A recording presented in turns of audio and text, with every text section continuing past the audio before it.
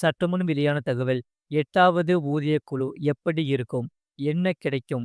மிகப்பெரிய கேள்விகளும், விளக்கங்களும். அத பத்தி தான் பார்க்க போறோம். நீங்க நம்ம சேனல சப்ஸ்கிரைப் பண்ணாம இருந்தீங்கன்னா, மறக்காம லைக் பண்ணிக்கோங்க. சப்ஸ்கிரைப் பண்ணிக்கோங்க. உங்க ஃப்ரெண்ட்ஸ் அண்ட் ஃபேமிலிக்கு தெரியப்படுத்தவும் ஷேர் பண்ணிக்கோங்க. 8வது ஊதியக் குழுவை அமல்படுத்துவதில் மத்திய அரசு ஊழியர்கள் மற்றும் ஓய்வூதியதாரர்களிடம் உள்ள கேள்விகளும், அதற்கான பதில்களும் வந்துள்ளது. வீடியோவ முழுமையா கேளுங்க.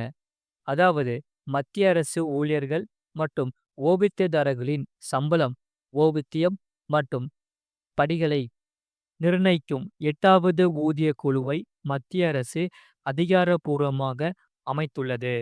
இதன் பரிந்துரைகள் அமல்படுத்தப்பட்டால் சுமார் 1,00,00,000 பேர் பயனடைவார்கள். இதற்கான செயல்முறை தொடங்கிவிட்டது. பணிகளும் வரையறுக்கப்பட்டு விட்டன. இந்த குழுவின் பணிகளை அதன் டீம்ஸ் ஆஃப் ரெஃபரன்ஸ் தெளிவாக வரையறுக்கிறது. சம்பள விகிதங்கள், ஓய்வூதிய பலன்கள் மற்றும் சேவை விதிகளை இந்த குழு ஆய்வு செய்யும். தற்போது அமைப்பு பணவீக்கம் மற்றும் பொருளாதார யதார்த்தங்களுக்கு ஏற்ப உள்ளதா என்பதை ஆராய்ந்து தேவைப்பட்டால் படிகளை மாற்றியமைக்கும். அதே சமயம் ஊழியர்களின் நலனை மேம்படுத்துவதோடு அரசு நிதியையும் ஸ்திரமாக வைத்திருப்பதே வைத்திருப்பதே இதன் முக்கிய நோக்கமாகும். அதாவது ஊழியர்களின் தேவைகளுக்கும் அரசின் பட்ஜெட்டுகளுக்கும் இடையே ஒரு சமநிலையை ஏற்படுத்துவதே இதன் பணியாகும் என்று சொல்லப்படுகிறது. ஒவ்வொரு ஊதிய குழுவும் 10 வருடங்களுக்கு ஒரு முறை செயல்படுகிறது. 7வது ஊதிய குழுவின் பரிந்துரைகள் 2016 ஜனவரி 1 முதல் அமலுக்கு வந்துள்ளது. அதேபோல 8வது ஊதிய குழுவின் திருத்தப்பட்ட சம்பளம் மற்றும் ஓய்வூதியங்கள் 2026 ஜனவரி 1 முதல் அமலுக்கு வரும் என எதிர்பார்க்கப்படுகிறது. ஆகையால் இது குழு தனது அறிக்கையை சமர்ப்பித்து மத்திய அமைச்சரவை இறுதி முடிவுகளை அங்கீகரித்த பின்னரே நடக்கும். இந்த குழு தனது பணிகளை முடிக்க சுமார் 18 மாதங்கள் அவகாசம் கொடுக்கப்பட்டுள்ளது. எனவே உறுதியான அறிவிப்புகள் இந்த ஆண்டின் இறுதியில் மட்டுமே வெளியாகும் என்று சொல்லப்படுகிறது. அதே சமயம் சம்பளமும் ஓய்வூதியமும் எவ்வளவு உயரும் என்பதே ஊழியர்களின் மிகப்பெரிய கேள்வியாகும். இதற்கு உறுதியான பதில் தற்போது இல்லை. இருப்பினும் சம்பள மறுசீரமைப்பில் இந்த பிட்பேக் காரணி என்பது ஒரு முக்கிய காரணமாகும். இது சம்பள உயர்வு எவ்வளவு இருக்கும் என்பதை நிர்ணயிக்கும். அதாவது இந்த 7வது ஊதிய குழுவில் இந்த காரணி 2,57 இருந்தது. நிபுணர்களின் கருத்துப்படி 8வது ஊதிய குழு அரசின் நிதி நிலைமையை பொறுத்து சுமார் 2,8 முதல் 3 வரையிலான ஒரு உயர்வான காரணியை பரிந்துரைக்கலாம். அடிப்படை சம்பளம் கணிசமாக உயர்ந்தாலும் கையில் இருக்கும் சம்பளத்தில் உண்மையான மாற்றம், அகவிலைப்படி, வீட்டு வாடகைப்படி மற்றும் பிற படிகள் எவ்வாறு மறுசீரமைக்கப்படுகின்றன என்பதை பொருத்தம். அடுத்ததாக இந்த யாரெல்லாம் சேர்க்கப்படுவார்கள் என்று உங்களுக்கு தெரியுமா? அதாவது மத்திய அரசு பணியாளர்கள், பாதுகாப்பு படையினர், யூனியன் பிரதேச ஊழியர்கள் மற்றும் மத்திய அரசு ஓய்வூதியதாரர்கள் இந்த குழுவின் கீழ் வருவார்கள். இருப்பினும் ஓய்வூதியதாரர்களின் சங்கங்கள் ஏற்கனவே சில கேள்விகளை எழுப்பியுள்ளது. சுமார் 69 லட்சம் ஓய்வூதியதாரர்கள் முழுமையாக பயனடைய மாட்டார்கள் என்ற தகவல்கள் வெளியானதை தொடர்ந்து அவர்கள் தெளிவுபடுத்த கூறியுள்ளன. விதிமுறைகளின் ஓய்வூதியம் மற்றும் ஓய்வூதிய பயன்கள் தெளிவாக குறிப்பிடப்பட்டிருந்தாலும் ஓய்வுக்கு பிந்தைய பலன்கள் குறித்து குவின் அணுகுமுறை வெளியான பின்னரே இறுதி முடிவு எடுக்கப்படும் என்று சொல்லப்படுகிறது. இதனால் அரசுக்கு என்ன இழப்பு என்று இங்கே பார்ப்போம். மத்திய அளவில் சம்பளம் மற்றும் ஓய்வூதியங்களை மறுசீரமைப்பது தானாகவே செலவினங்களை அதிகரிக்கும்.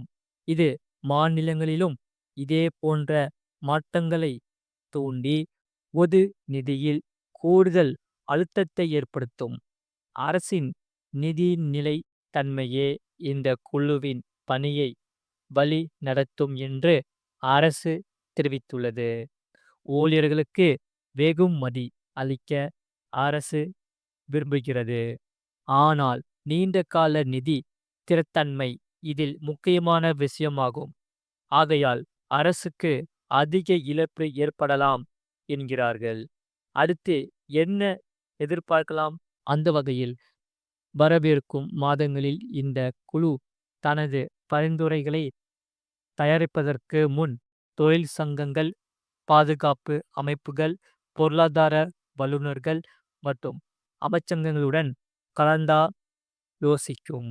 2026ஆம் ஆண்டு நெருங்கும்போது தீவிரமான பேச்சுவார்த்தைகள், அரசியல் ஆர்வம் மற்றும் ஏராளமான ஊகங்களை எதிர்பார்க்கலாம். மத்திய அமைச்சரவை ஒப்புதல் அளிக்கும் வரை எதுவும் இறுதி செய்யப்படாது. ஏன் இது முக்கியம் என்று உங்களுக்கு தெரியுமா?